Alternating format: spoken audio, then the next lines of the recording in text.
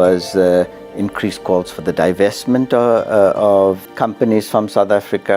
There was a global movement to boycott South Africa. What do apartheid South Africa and Israel have in common?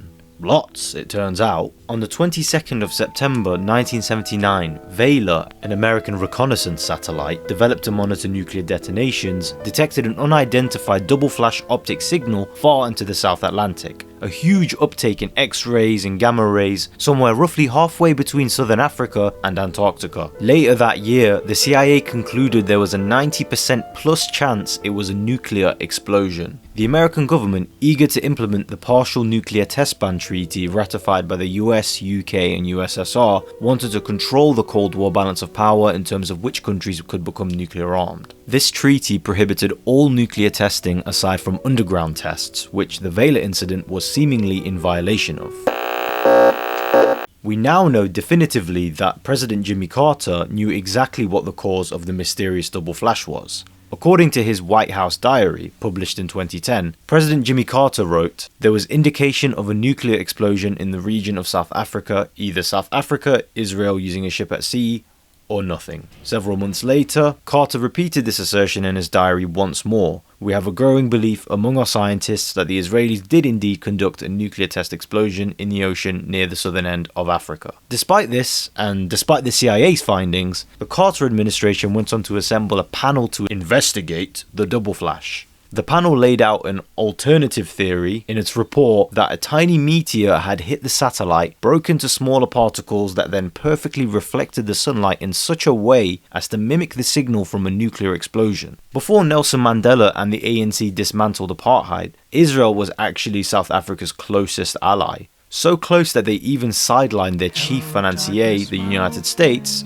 to pursue secret ties. But this alliance wasn't just about defense, it was mutually beneficial and rooted in shared ideology. For South Africa, it was a way to circumvent boycotts and sanctions during the UN's arms embargoes against the country, and for Israel, a way to circumvent its conflict with Arab countries and advance its nuclear weapons program. So why did the Americans decide to cover up the Israeli nuclear test and present a Tom and Jerry style theory in an effort to prove it wasn't a nuclear explosion? Because the US and Israel were both signatories to the Test Ban Treaty, and in the event Israel was found to be in violation of it, American law would stipulate that sanctions be imposed on their so-called closest ally. Israel would also be in violation of various UN arms embargoes for their alliance with South Africa. Of course, the relationship between the countries today could not be more different. The Republic of South Africa today can be considered one of Israel and Zionism's staunchest opponents, bringing the case to the International Court of Justice that Israel's conduct since late 2023 constituted genocide against the Palestinians. Israel's political leaders,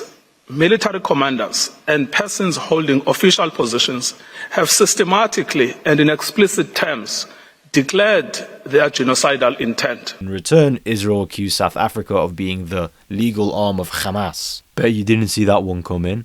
And has launched and invested heavily in a propaganda campaign against the African nation, accusing it of blood libel. But as I mentioned, Israel and South Africa's relationship was not strictly limited to defense.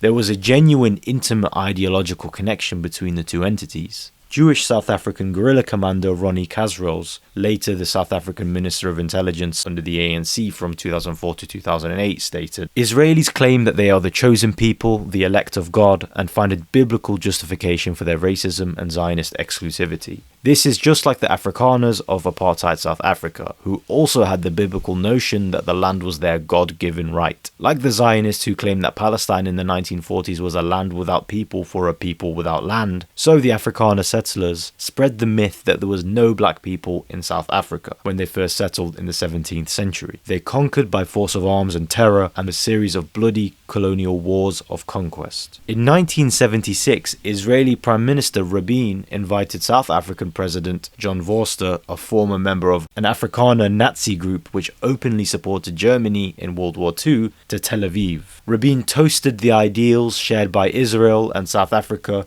their hopes for justice and peaceful coexistence. Unquote.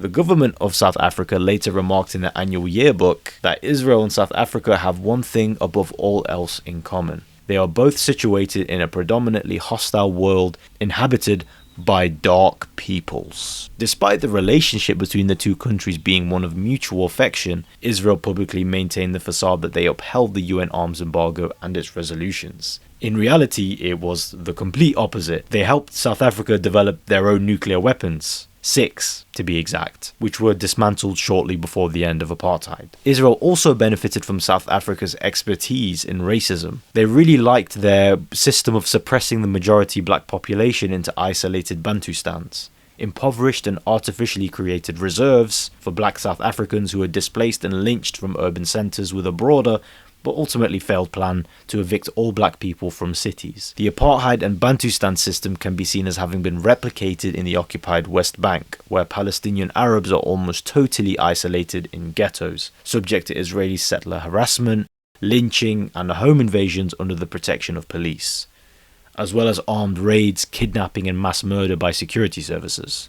This is merely a drop in the ocean of why Nelson Mandela said, "But we know all too well that our freedom is incomplete without the freedom of the Palestinians." Just like the racist South African state was intimately tied to the racist state of Israel, so too were the people they oppressed. This is why the concept of a two-state solution is submission to the Zionist settler colonial project and a submission to the perpetrators of apartheid. Just as the old South Africa's image and economy was irreparably damaged by anti-apartheid activism and mass boycotts, so too will Israel's, and this process has already begun. Israel's image has been absolutely like never before, and that's why it's important to continue boycotting any company which does business with Zionism. Companies like McDonald's and Starbucks, for example, are reporting huge losses as a result of boycotts. Follow your local BDS campaign and get involved.